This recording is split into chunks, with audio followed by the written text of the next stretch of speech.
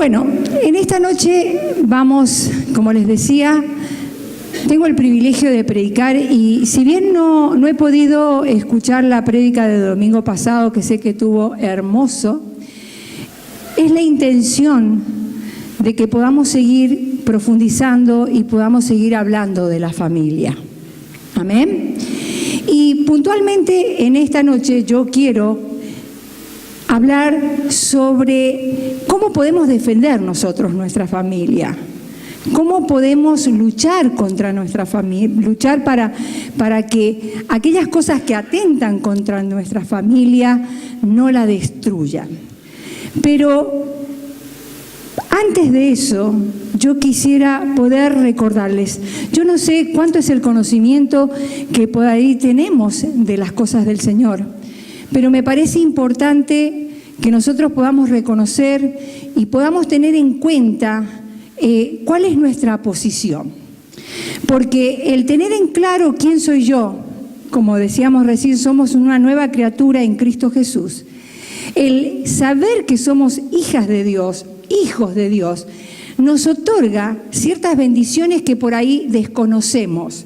Y por desconocer, por ahí no tomamos ni la autoridad, ni creemos, ni nos ponemos a hacer lo que tenemos que hacer a la hora de defender lo que el Señor nos ha entregado, a defender las bendiciones que Dios nos ha entregado. Déjeme decirle que desde siempre estuvo en la voluntad de Dios el bendecir a la familia. Para Dios es muy importante la familia. Una sociedad se constituye de familias, ¿verdad? Eso lo sabemos, lo hemos aprendido, lo hemos estudiado, pero para Dios es mucho más importante.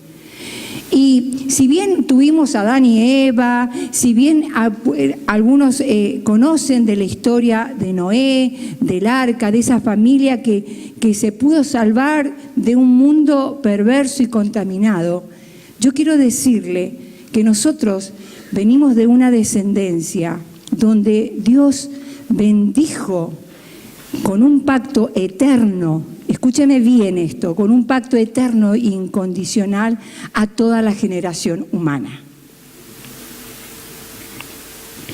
Cuando Dios llamó a Abraham, no sé si todos conocen la historia de Abraham, no tenemos el tiempo para poder detenernos a explicar, pero cuando Dios tomó a Abraham y tomó a Sara y le dijo que se fueran de su tierra y su parentela, tuvo el objetivo de crear una nueva familia. Tuvo el objetivo que a partir de ellos, sacados de ese lugar, iba a comenzar el linaje que hoy día nos alcanza y que hoy recibimos a través de la bendición de Abraham. Y este pacto que fue eterno e incondicional con Abraham, porque déjeme decirle que Abraham es llamado el padre de las multitudes, y Dios hace un pacto muy fuerte con él, y le dice y le promete que él va a ser bendito, y eso significa que usted es bendito, bendita. Él le promete que va a ser bendito, Él le promete que le va a entregar una tierra. Llame a esa tierra las bendiciones, porque hay muchísimas cosas que implica el entregar esa tierra.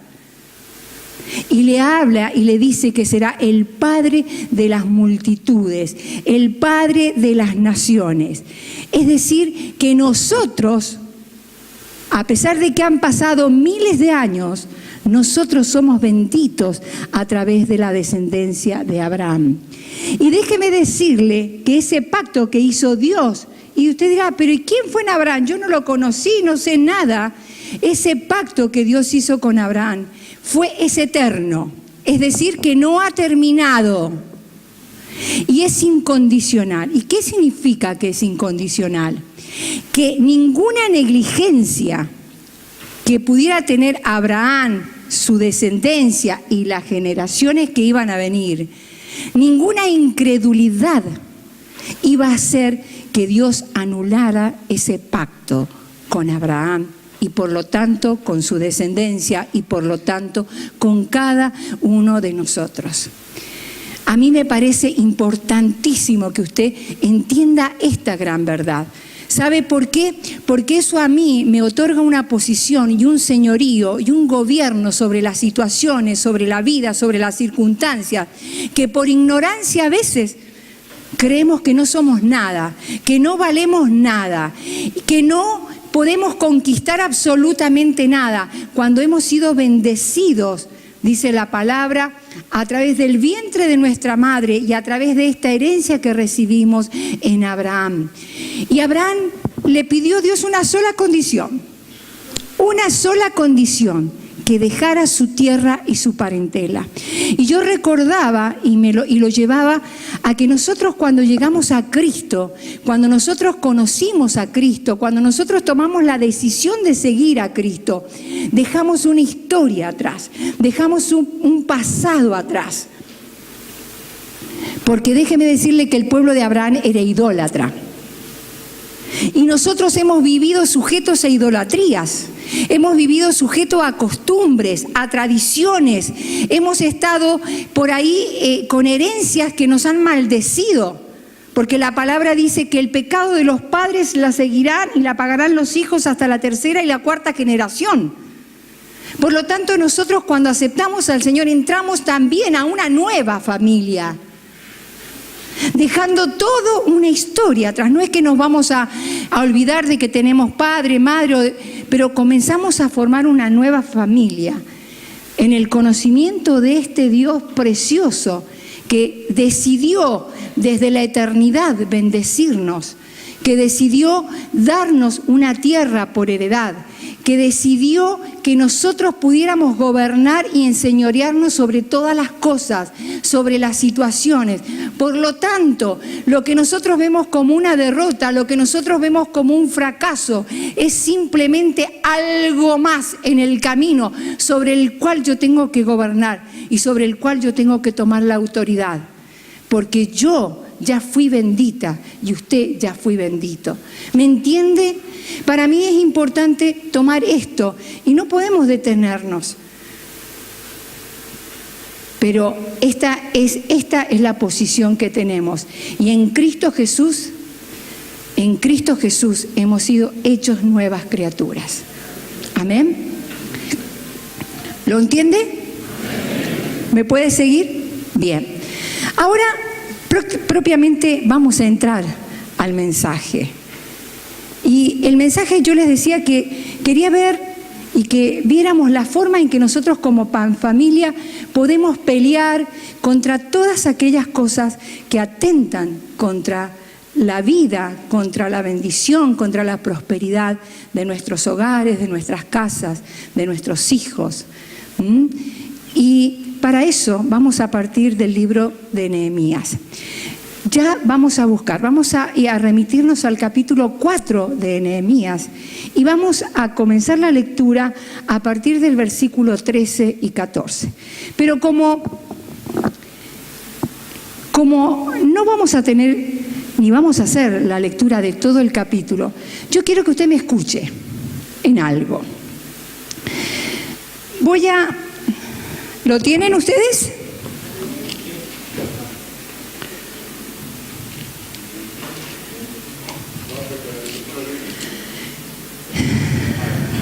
Fíjense que el capítulo 4 habla de las precauciones contra los enemigos. Y el versículo 13, que enseguida lo voy a leer, para que ustedes puedan tomar y engancharse, por así decir, con lo que vamos a hablar en esta noche. Quiero decirles que Nehemías es un personaje muy importante en la historia. Es aquel que tuvo la finalidad y el propósito dado por Dios de reconstruir las murallas de Jerusalén. Nehemías era el copero del rey Artajerjes. Era un copero que había sabido ganarse la estima y la valoración de su rey. Y cuando es visitado por su hermano, le trae malas noticias y le dice a Nehemías que su pueblo, el que había quedado, el remanente, el que había quedado en la ciudad de Jerusalén, estaba sufriendo. Estaba sufriendo, se sentía avergonzado, porque los enemigos, porque aquellos que rodeaban la ciudad de Jerusalén se reían de ellos, porque las murallas estaban destruidas, porque se burlaban, los discriminaban y atentaban contra sus propias vidas. Entonces, cuando Nehemías se entera de esto, él decide ir a ayudar a su pueblo. Pero primero ora, llora, gime delante de la presencia de Dios por su pueblo y recibe la ayuda del rey y termina yendo a reconstruir las murallas de la ciudad de Jerusalén. Esto es así muy rápido, pero el capítulo 4 comienza hablando ya cuando los constructores están haciendo y están levantando la muralla de Jerusalén, pero Nehemías se encuentra con muchos enemigos que se levantan, que se enfurecen al ver que Nehemías con el pueblo, con ese remanente, estaban levantando las murallas de la ciudad. ¿Por qué estaban levantando las murallas de la ciudad? Porque Nehemías entendía que una ciudad que no tenía murallas era una ciudad desprotegida, era una ciudad que podía ser atacada por el enemigo. Y Nehemías sabía esto. Y entonces comienza a llegar a los oídos de Nehemías el malestar, comienza a llegar la misma angustia de aquellos que estaban construyendo las murallas, de ese remanente que había quedado, porque los enemigos estaban furiosos, porque los enemigos se habían levantado, porque los enemigos querían destruirlo, porque los enemigos decían que no iban a levantar esa muralla en un día y que no lo iban a permitir. Y Nehemías entonces hace un mayor esfuerzo y comienza a hablarles al pueblo, a este remanente de constructores, lo siguiente. Dice el versículo 13: entonces por las partes bajas del lugar, detrás del muro y en los sitios abiertos, puse al pueblo por familias. ¿Cómo puso al pueblo? Por familias, con sus espadas, con sus lanzas y con sus arcos. Después miré y me levanté y dije a los nobles y a los oficiales y al resto del pueblo: no temáis delante de ellos, acordaos del Señor, que es grande y temible, y pelea por vuestros hermanos, por vuestros hijos, por vuestras hijas, por vuestras mujeres, por vuestras casas. Fíjense lo que dice: no teman delante de ellos, acordaos de quién es Dios. Señor grande y temible, pelead por vuestros hermanos, por vuestros hijos, por vuestras hijas, por vuestras mujeres y por vuestra casa. Y nosotros vivimos en tiempos como los de Nehemías. Podemos hacer una verdadera aplicación de esto a la vida que nosotros nos toca vivir. ¿Por qué?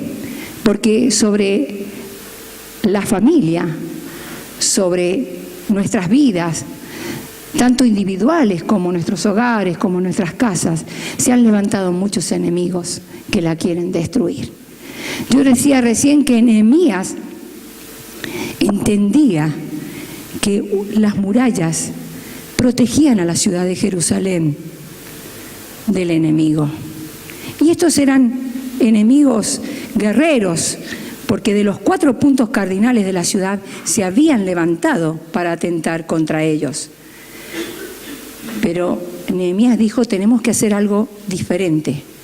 Tenemos que reunirlos y los voy a agrupar en familias y ustedes van a pelear por sus casas, por sus hogares, por sus hijos, por sus esposas. Vamos a unificarnos en familia y vamos a levantar una lucha contra aquellos enemigos. Y eso es lo que nosotros tenemos que hacer como iglesia, porque los problemas que nos aquejan en nuestros hogares, los problemas que tenemos en los matrimonios, los problemas que los tenemos en nuestros hijos, son enemigos que atentan contra la vida de nuestra familia. Son enemigos que se levantan contra la vida de nuestra familia. Y si bien esos eran sus enemigos, nosotros tenemos otros enemigos. Y la cuestión sería que, así como Nehemías pudo identificar y pudo buscar una estrategia para pelear y luchar y hacer lo que hizo, nosotros podamos identificar cuáles son aquellas cosas que se están levantando en nuestra familia. Y si bien acá habla de familias, podríamos hablar de vidas personales, pero no lo voy a hacer porque no tendría el tiempo para hacerlo. Pero es la obligación de la Iglesia levantarse, a unificar esfuerzos, a aunar esfuerzos para pelear contra aquello que se levanta para destruir nuestra familia. Y no podemos negar que la crisis económica, política y social que vive el país no ha traído desaliento, no ha traído frustración, no ha traído amargura a las casas, a las personas, a los ciudadanos, a tu vecino, quizás a vos mismos. No podemos negar que la inmoralidad se ha multiplicado. No podemos negar que hay un montón de cosas que están acechando nuestros hogares. Las peleas, las divisiones. Ahora a lo bueno se lo llama malo y a lo malo se lo llama bueno. Ahora los hijos, por ahí encontramos familias que los hijos deciden qué es lo que hacer y cómo lo van a hacer y cuándo lo quieren hacer. Los roles se han cambiado. El papá dejó de ser el papá, la mamá dejó de ser la mamá. Las peleas. ¿Cuántas cosas hay en los hogares con los que nos enfrentamos en este tiempo? Por eso yo les dije, vamos a hablar así en forma general como familia, porque tendríamos que hablar de lo que cada uno de nosotros debemos hacer dentro de la familia. Pero acá la idea y el sentido es identificar que nosotros como familia tenemos problemas. Pero tenemos que, así como Nehemías le dijo al pueblo, unifíquense como familia. Identifíquense ustedes como familia y predispónganse en el Señor a pelear por lo que el enemigo se ha encargado de robarles, por lo que el enemigo les ha quitado. Porque yo empecé diciendo, ustedes son benditos desde la eternidad.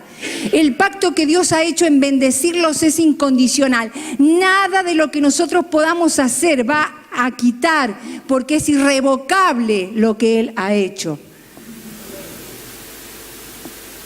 Es decir, que mi familia puede cambiar, es decir, que las cosas como están mal pueden dar un vuelto de giro.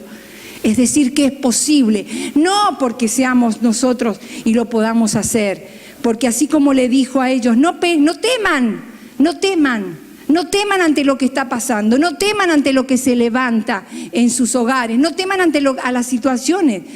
Porque hay un Dios grande, hay un Dios temible que pelea por cada uno de nosotros. Y eso no lo podemos dejar de perder y de tener en cuenta. ¿Amén? Entonces, ¿qué es lo que hace Nehemías? Nehemías, como yo les dije, y vimos ahí en el versículo 13, los unifica como familia. ¿Por qué? Porque los constructores, imagínense una ciudad, los constructores se encontraban dispersos, distribuidos por distintos lados y estaban trabajando en construir esa muralla. Y el Señor en Nehemías hace que se unifiquen, que se agrupen como familia para pelear. Él, ¿qué es lo que está haciendo? Está sacando la mirada que tenían puesto en lo que estaban haciendo y que la centraran en el enemigo.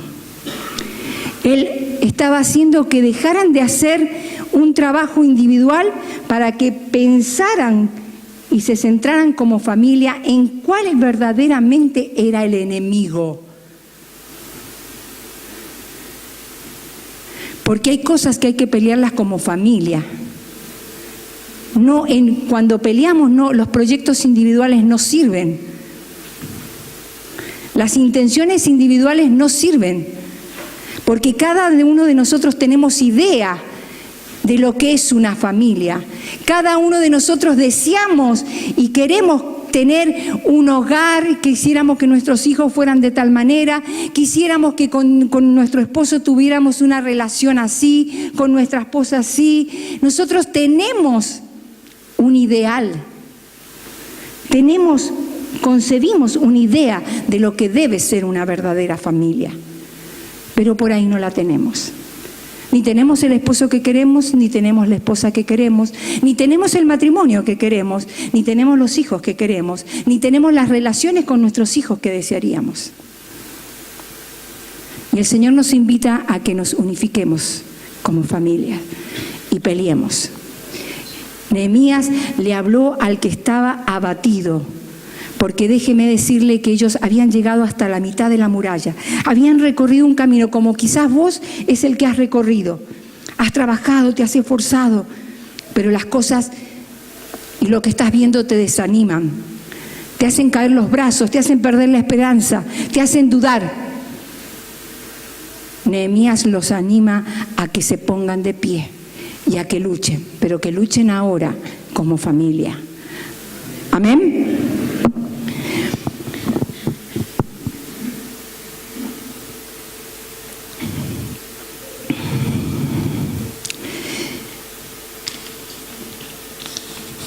También otra cosa que hizo Nehemías, primero unificó, ¿no es cierto?, según las familias para la preservación del pueblo. Segundo, dirigió la atención hacia el Señor.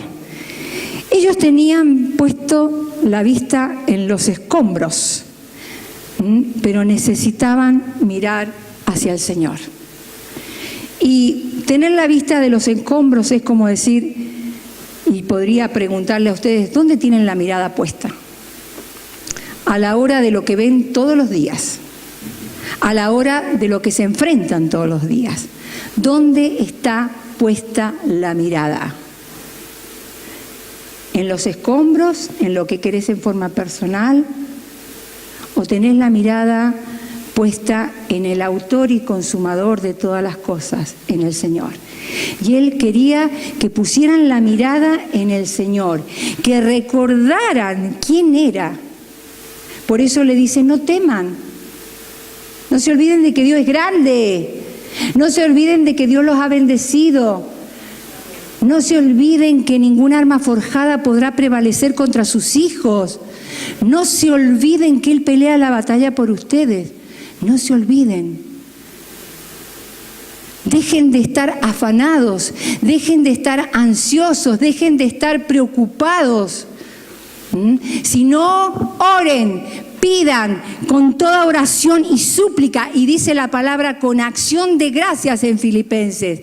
Oren, pidan y con acción de gracias, entendiendo que lo que yo estoy clamando y pidiendo, por lo que yo estoy peleando, el Señor va a responder, porque Él sigue siendo Dios, porque Él es grande, porque Él es temible, porque Él es poderoso, porque Él pelea y nunca se cansará de pelear por nuestras vidas hasta que logre el propósito por el cual cada uno de nosotros hemos sido llamados.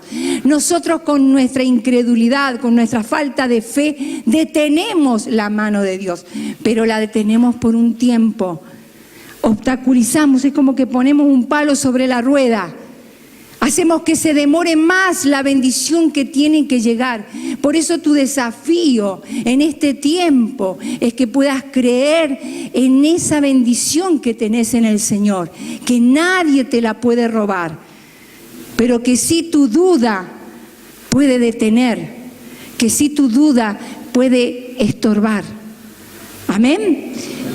Y dice la palabra que entonces, cuando nosotros oramos y le pedimos con súplica, con toda oración y con acción de gracia, el Señor, tu Señor, guardará tu corazón y tus pensamientos en Cristo Jesús. Porque dice que Él otorga esa paz a aquellos cuyos pensamientos en Él están, en Él perseveran. Pero ¿saben por qué están los pensamientos en Él? Porque confían en Él. Amén. Por eso es nuestra responsabilidad como padres, y yo creo que, creo que han hablado un poco de esto, es responsabilidad de nosotros como padres, es responsabilidad de ustedes, porque estamos hablando de la familia, ya que hay muchos solteros, hay muchos que no se han casado, pero tienen entendimiento de la palabra. Es necesario que los adultos comiencen a hablar la palabra, y felicito a aquellas mamás que traen y mandan y le dan la importancia que tiene el que nuestros hijos crezcan en la palabra, sean instruidos en la palabra. Es nuestra responsabilidad hablar la palabra, enseñar la palabra, instruir la palabra, porque es la palabra la que nunca volverá vacía, es la palabra la que tiene el poder de revertir y de hacer las cosas, es la palabra. Por eso se nos llama a declarar lo que Dios dice de cada uno de nosotros. Se nos llama a declarar las promesas de Dios en nuestra vida. Se nos llama a que tengamos nuestro lenguaje, nuestra forma de hablar sea la palabra de Dios.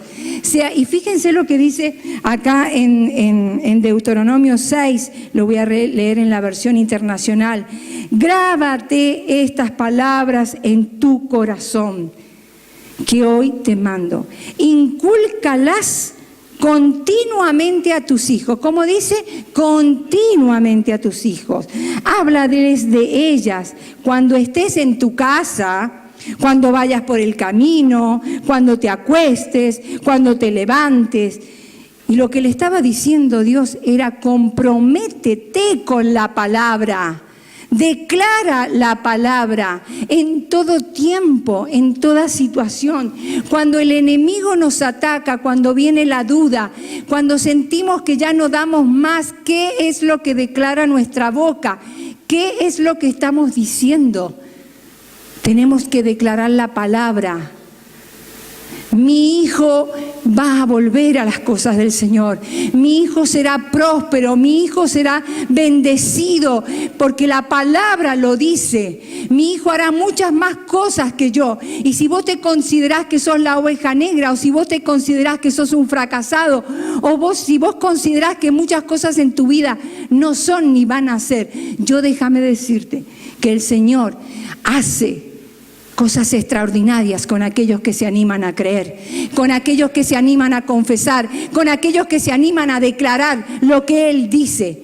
Por eso somos llamados a declarar lo que tiene poder, y es su palabra lo que tiene poder. Es su palabra lo que hace que las cosas sucedan, y eso tenemos que enseñarlo, y tenemos que hablarle a nuestros hijos, y tenemos que permanentemente, como algo continuo.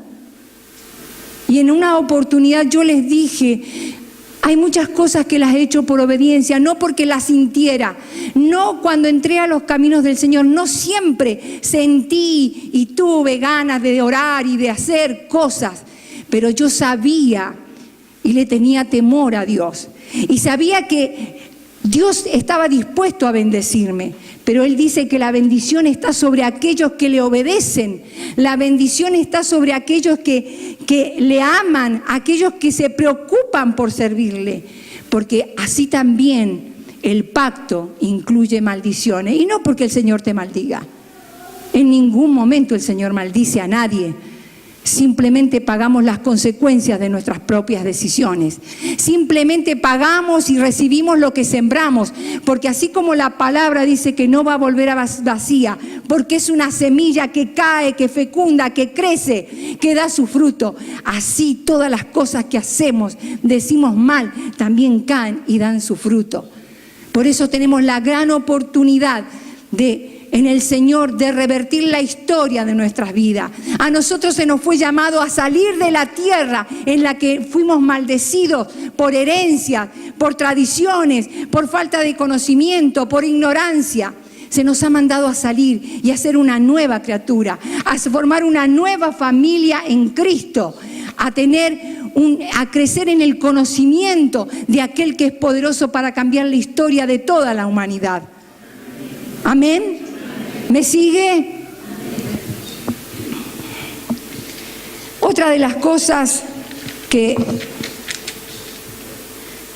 El Señor los llamó, digo el Señor porque yo lo llevo a la práctica, ¿no? En las cosas del Señor. Nehemías, otra de las cosas que hizo fue que los llamó a la acción. Y les dijo, ahora ustedes tienen que pelear. Hay una tarea que tienen que hacer. Diga, tengo que pelear. Hay una tarea que tengo que hacer. Dice, saquen las espadas, pelead por vuestros hermanos, por vuestros hijos, por vuestras hijas, por vuestras mujeres, por vuestras casas. La fe tiene que ir acompañada de acción. Los pensamientos tienen que ir acompañados de acción. ¿Y saben qué? Yo les voy a leer algo muy importante que hacía Job y que quizás no muchos lo han tomado en cuenta, pero dice la palabra en Job capítulo 1 que sus hijos tenían la costumbre de hacer banquetes, ¿no? Y él como padre, como cabeza del hogar, dice que cuando una vez terminado el ciclo de los banquetes, Job se aseguraba de que sus hijos se purificaran. Muy de mañana ofrecía holocaustos por cada uno de ellos, pues pensaba, tal vez mis hijos hayan pecado y maldecido en su corazón a Dios. Para Job esta era una costumbre cotidiana. Era una costumbre que hacía todos los días. ¿Y saben qué, familia? Nosotros podemos levantar un muro, y de hecho lo levantamos cuando tomamos nuestra responsabilidad y nos comprometemos con la oración. Nosotros debemos orar sin cesar. Nosotros debemos orar en todo tiempo. Nosotros tenemos que levantarnos con oración, porque una forma de pelear para recuperar lo que nuestra familia ha perdido es la oración. Es la oración. Una madre no puede dejar de orar por sus hijos. Una madre no puede dejar de orar por su casa, por su esposo. Y a su vez el esposo no puede dejar de orar. Dice que Job como cabeza oraba todas las mañanas y le pedía perdón a Dios por si acaso sus hijos hubieran ofendido a Dios. Una forma de defender a nuestra familia es la oración. Y qué poca importancia le damos. Hermanos, déjeme decirle que no me equivoco en esto. Porque si nosotros entendiéramos el valor de la oración y lo que la oración hace, dedicaríamos muchas horas del día a orar. Lo peor, no lo voy a buscar ahora el texto, pero lo peor que puede haber para el enemigo es que usted se levante en oración. ¿Y sabe por qué? Porque no sé el tiempo, pero a su tiempo usted va a recibir por lo que está orando. Por eso dice la palabra, usted tiene que orar con gemido, con súplica, con clamor y con acción de gracias. Señor, gracias porque vos vas a levantar a mi hogar. Gracias porque vos vas a restaurar mi matrimonio. Gracias porque vos vas a traer prosperidad a mi casa. Gracias porque el mundo, el enemigo, la situación puede estar difícil, todo, pero yo soy tu hijo, Señor, y yo declaro sobre mi casa, sobre mis hijos, vida. Yo declaro salud, yo declaro prosperidad. Yo declaro que mis hijos van a regresar. Aquellos que se fueron, aquellos que te abandonaron, van a regresar como el hijo pródigo regresó, como el hijo pródigo fue restaurado. Y eso lo hacemos a través de la oración. Por eso tenemos que levantarnos en oración. Tenemos que clamar para que aquello que el enemigo se ha levantado y nos ha robado vuelva y lo recuperemos. Amén. Otra cosa que hizo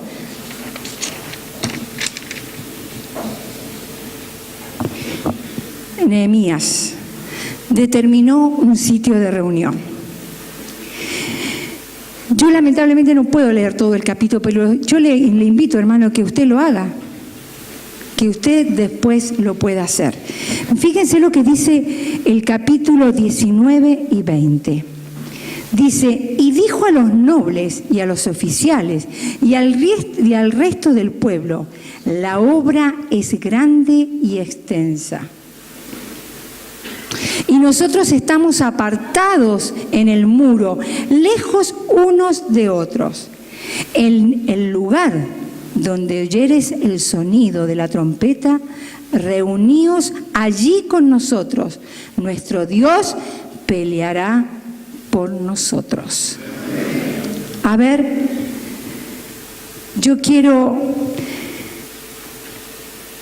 decirles que primero Nehemías los unificó como familia. Después Nehemías los llevó a que pusieran la mirada en el Señor. Después los llevó a que se pusieran en acción. Y cuando ellos se pusieran en acción, saben, ustedes lo lean, después va a decir que con una mano construían y con la otra tenían la espada. Con una mano construían y con la otra tenían la espada. Ellos estaban atentos. Ellos sabían que el enemigo estaba al acecho, que en cualquier momento podía venir. Y así tiene que estar usted. Aquel que es casado, aquel que tiene familia, aquel que aún no se ha casado. Porque déjeme decirle que a todos nos va a acontecer las mismas cosas. Pero después de estas cosas, Nehemías estableció un punto de reunión. Dice que estaban todos muy apartados, todos muy lejos unos del otro. Entonces le dice a los oficiales, le dice a los gobernantes, le dice al pueblo, cuando ustedes escuchen el sonido de la trompeta, vengan al lugar donde le escuchan, vengan a este sitio, al sitio de reunión. ¿Saben por qué? Porque el principio es, no pueden pelear solos. No se puede pelear solo. Y el sitio de reunión, el sitio donde suena la trompeta de Dios, el sitio donde hay salvación, el sitio donde hay equipamiento, el sitio donde el poder de Dios se manifiesta y la gloria de Dios se manifiesta, es la iglesia. Y si bien acá no lo dice, yo lo puedo interpretar perfectamente así. El punto de reunión, porque nosotros no podemos pelear solos. No podemos pelear solos. Nos hemos sido llamados a formar una familia nueva en Cristo Jesús. Hemos llamado a pelear juntos por nuestra familia, por nuestra iglesia, por nuestros hermanos. Dice ahí, los llamó a que pelearan. Y les dijo, ¿por qué? Porque cuando nos reunimos, el Señor, ahí les da una promesa. Él peleará por ustedes. No podemos, no, yo en mi casa oro. No, pero si yo no necesito ir a la iglesia, yo no necesito congregarme. Y hay tantas cosas que son primeros en nuestra vida. Cuando hay un punto de reunión, hay un lugar que estableció el Señor para manifestarse con gloria y con poder, que es su iglesia. Hay un lugar donde como hermanos nos bendecimos, que es su iglesia. Hay un lugar donde nos equipamos, donde escuchamos la palabra de Dios, donde el Espíritu de Dios trabaja, y es en la iglesia. Y es en la iglesia donde se manifiesta el poder de Dios. Dice, cuando escuchen, ahí vengan, porque ahí el Señor peleará por cada uno de ustedes. Fíjense que peleamos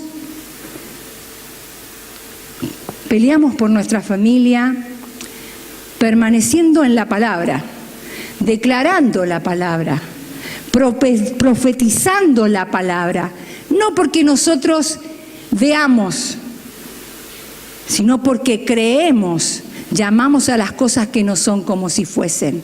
Por eso, si hoy el enemigo se ha levantado, si hoy el desánimo te visita, si hoy estás cansado, si te estás fatigado, yo te invito en el nombre del Señor Jesús que vos declares y profetices sobre tu vida palabras de vida y palabras de bendición.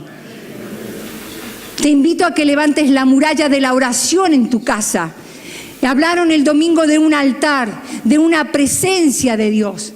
Déjeme decirle que hubo un rey en el Antiguo Testamento, Acab, que tuvo 70 hijos. Era un rey que era idólatra, hizo todo lo contrario de lo que Dios le pidió. Pero así como hizo todo lo contrario, la maldición lo alcanzó a sus hijos. Y sus hijos fueron muertos y exterminados por el poder de Dios. Sin embargo, Obed-edom, aquel que tuvo el arca, aquel que la tuvo en su casa, tuvo la presencia de Dios, fueron sus hijos benditos de generación en generación. Es decir que cada uno de nosotros podemos tomar la decisión de bendecir papás, de bendecir el hogar, mamás, de bendecir a los hijos y a aquellos que están solos. Estás escuchando la palabra y estás teniendo entendimiento. Tenemos la oportunidad de hacer y de allanar el camino de las generaciones que van a venir, de nuestros hijos. Seguramente mi hijo tendrá mayor unción que yo, pero en el momento en que yo comencé en las cosas del Señor, entendí esto. Y sus hijos tendrán mayor unción que la que él tuvo, porque la bendición crece, porque la bendición corre de generación en generación. Por eso debemos aprender a hablar y declarar la palabra. Debemos orar sin cesar. Debemos tener este punto de encuentro. No es optativo que mi hijo decida si va a venir o no a la iglesia. Nosotros debemos venir como familia a la iglesia. Porque mientras tu hijo o mientras tus hijos vivan en tu casa, el que establece las reglas de la casa sos vos como papá o como mamá. Los valores y los principios que hay en la palabra son perfectos, inigualables, para que nosotros podamos hacer de nuestro hogar el mejor hogar. Si no tienes sabiduría, pídasela al Señor, dice la palabra. Pero empecemos a pelear, empecemos a trabajar, empecemos a hablar bien, empecemos a orar y a pelear y recuperar para que las cosas sean revertidas, para que lo que está desunido se vuelva a unir, para que lo que está muerto vuelva a resucitar, porque en Él hay poder y porque en Él tenemos la esperanza y la certeza de que Él lo hará. Amén. Y lo último, los llamó a que se sirvieran.